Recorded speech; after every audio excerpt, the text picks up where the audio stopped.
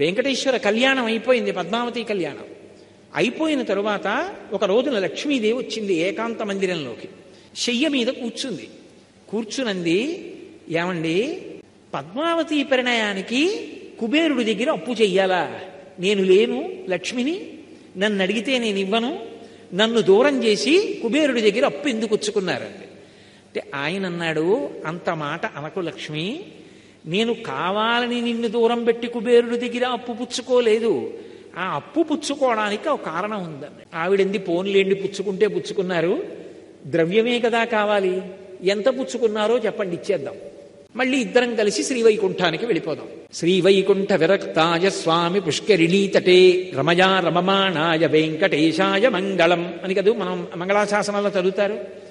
ఆయన అన్నాడు, కాదు, అసలు విషయం నేను ఎందుకున్నానో తెలుసా? ఈ కొండ మీద దేవతలు చెక్కలేదు, విశ్వకర్మ చెక్కలేదు, ఎవరూ ప్రతిష్ఠించలేదు, స్వామి తనంత తానుగా పద్మపీఠం మీద నించున్నాడు. అలా అది శిలామూర్తి కాదు, సాక్షాత్ భగవానుడు. అందుకే విద్యుద్ఘాతమని పిలిచింది శాస్త్రం. ఇలా చూస్తే చాలు లాగేస్తాడు మనసుని. మీరు ఏ అలంకారం చేయండి నప్పుతుంది. అందుకే అటువంటి మూర్తి. ఆయన అన్నాడు లక్ష్మీదేవితో, ఇక్కడే నేను ఉండాలి లక్ష్మి, నేను రాను. ఎందుకు రానో తెలుసా? వైకుంఠానికి ఒక కారణం ఉంది.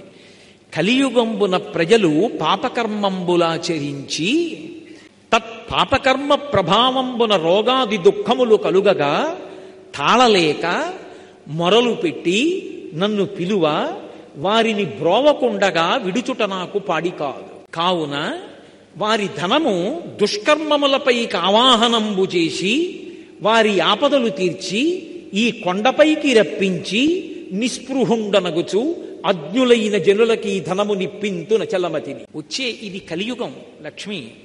కలియుగంలో కలిపురుషుడి యొక్క ప్రభావం చేత విశేషమైనటువంటి పాపకర్మలు ఆచరిస్తారు. ఇది మహాపాపం, ఇది చేయకూడదని తెలుసు, ఇది చేస్తే పాపం వస్తుందని తెలుసు, దాని చేత భగవంతుడి యొక్క కృపకి దూరం అవుతామని తెలుసు, తెలిసి కూడా చేస్తారు. ఆ చేసిన కారణం చేత ఏమవుతుందో తెలుసా? పాపము రోగరూపాన్ని పొందుతుంది. రోగరూపాన్ని పొందితే ఇంతమంది మధ్య ఉన్నవాడు ఈ డబ్బెందుకు పనికొస్తుందంటే ఒక్కడు ఇంటెన్సివ్ కేర్ యూనిట్లో పడుకుంటాడు, ఒంటి నిండా గొట్టాలు ఎడతారు. ఆ పడుకున్నప్పుడు నీ జ్ఞాపకానికి వస్తాను, ఆపద ముక్కులవాడ అనాథరక్షక గోవిందా గోవిందా అంటాడు. అప్పుడు అంటే ఆపద తీమని దాని అర్థం. అప్పుడు అంటాడు, నీకు హుండీలోకి తెచ్చి అది వేస్తాను ఇది వేస్తానంటాడు. నేను తప్ప ఎవడు రక్షిస్తాడు వాణ్ణి? ఒక పక్క కలిపురుషుడి ప్రభావం, చెయ్యొద్దు అని తెలిసినా పాపకర్మలు చేస్తాడు. అప్పుడు నేను కూడా రక్షించడానికి ఇక్కడ లేకపోతే ఎవరికి చెప్పుకుంటాడు? నేనేం చేస్తానో తెలుసా? వాడు పాపం చేసి సంపాదించిన ధనాన్ని వాడి యొక్క పాపానికి సమానంగా ముడుపు కట్టిస్తాను, కొండ మీదకి రప్పిస్తాను, వాడే పట్టుకొస్తాడు. ఆ డబ్బు హుండీలో వేస్తాడు. తత్పాపరూపమైనట్టి ధనము ఆ పాపరూపమైన ధనం పట్ల నిస్పృహుండనగొచ్చు. నిజానికి నేను సంతోషించను లక్ష్మి. హుండీలో 3,70,00,000 వచ్చిందంటే మురిసిపోను. అయ్యో ఇంత రప్పించవలసి వచ్చిందంటే ఎన్ని పాపాలు చేస్తే వచ్చిందో అని బాధపడతాను. కాబట్టి నిస్పృహుండనగొచ్చు. నిస్పృహతో అజ్ఞజనులకు ఇప్పింతు నచలమతిని. నేనేమీ బాధపడకుండా అన్నవాడిని మాత్రం రక్షిస్తూ ఉంటాను లక్ష్మి. మనసు మార్చుకుంటాడేమోనని తలనీలాల రూపంలో పాపం పుచ్చుకుంటూ ఉంటాను. పుచ్చుకుని ఇప్పటికైనా మారి భక్తితో బతకరా అంటూ ఉంటాను. ఆ డబ్బు పేదవాళ్ళకి అన్నం తినడానికి రకరకాల కార్యక్రమాలకి పంపించేస్తూ ఉంటాను. కానీ లక్ష్మి, వడ్డీ కట్టాలి కదూ, నాకు జేబులో డబ్బులు ఉండాలి కదా. మరి కలియుగంలో ఎక్కడ డబ్బు పుచ్చుకుంటానో తెలుసా?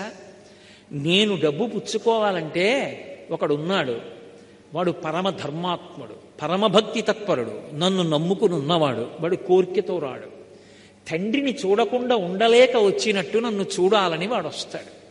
నాతో వెంకటాచలంలో ఒకానొకప్పుడు ఒక వృద్ధ అర్చకుడు చెప్పాడు, ఒక్కొక్క రోజు వెంకటేశ్వర స్వామి వారి ముఖంలో గొప్ప సంతోషం కనపడుతుందండి మాకు. అలా కనపడింది అంటే మేము మరునాడు వస్తున్న వాళ్ళని చూస్తాం, ఎవరో ఒక పరమభక్తుడు వస్తాడు గుడికి అని చెప్పారు. అలాంటి వాడు ఒకడు వస్తాడు లక్ష్మి.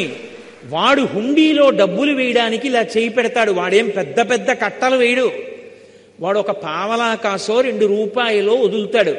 వాడు వేస్తున్న డబ్బు కోసమని నేను హుండీలో ఇలా చెయ్యి పెడతాను.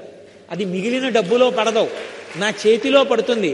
అది తీసి ధనదుకు వడ్డీకి ఇచ్చి కుబేరుడి వడ్డీ దాంతో కడతాను. కొంత నేను డబ్బు ఉంచుకుంటాను. నీకో చమత్కారం చెప్పనా? ఇంతమందికి ఇచ్చేవాణ్ణి పరమభక్తుల డబ్బులతో జీవనం గడుపుతూ ఉంటాను. వింతలేల చెయ్యుచుండెదను కొండ మీద.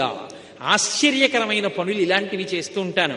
కలియుగంలో కలిపురుషుడి బారిన పడిన వాళ్ళని రక్షించడానికే కొండ మీద ఉన్నాను లక్ష్మి. లేకపోతే ఎప్పుడో వైకుంఠానికి వచ్చేద్దను. కలియుగంలో పాపము పెరిగిపోయి కలిప్రభావం ఎక్కువైపోతుంటే నేను కూడా లేకపోతే రక్షించేవాడెవరు? అందుకని ఉన్నాను. అందుకే గోవిందనామముల్ గొంతెత్తి పాడుచు కొండెక్కు భక్తుల గుంపులొకట, స్వామిని దర్శించి సంతోషమాగక పరవశులకు పుణ్య పురుషులొకట, స్వామి ప్రసాదంబు కన్నుల కద్దుకొని ఆస్వాదించి పరవశించు భక్తుల గుంపులొకట, తలతీసి ఇత్తుమా ఎలవేలు పంచును తల వెంట్రుకలరిచ్చు ధన్యులొకట, ఏది అయ్యడ చూసిన స్వామి మాటే సకల హృదయాల ఉండెడి స్వామి ఒకడే, ఎవడి తలపులు చూసిన స్వామి ఒకడే, స్వామి నటించుచుండు ఈ శైలమందు. కొంతమంది వెంట్రుకలిస్తామని ఎక్కుతుంటారు. గోవిందా గోవిందా, ఏడుకొండలవాడ వెంకటరమణ గోవిందా. భుజాల మీద సంటి పిల్లలు, తల మీద పెట్టే అక్కడ ఉన్నటువంటి మంటపాల్లో పడుకుంటారు. జిర్రన చలిగాలి, ఒక్కడికి పడిశం పట్టదు, దగ్గు రాదు, జ్వరం రాదు. పుష్కరిణిలో స్నానం చేసి చందనం గుండుకి రాయించుకుని దర్శనం చేసి వచ్చిన ఒక్క లడ్డూ పట్టుకుని మూట కట్టుకుని ట్రంకుపెట్లో పెట్టుకుని ప్యాసింజర్ ఎక్కి 18 గంటలు ప్రయాణం చేసి వాడి ఊరెళ్ళి పూజ చేసి నేను తింటాననకుండా అందులో ఇన్ని అటుకులు శనగపప్పు తెచ్చి కలిపి ఊరంతా ప్రసాదం పంచిపెట్టి తనింత నోట్లో వేసుకుని మురిసిపోయేవాడు ఒకడు ఉన్నాడు లక్ష్మి. వాడి కోసం తిరుగుతుంటాను.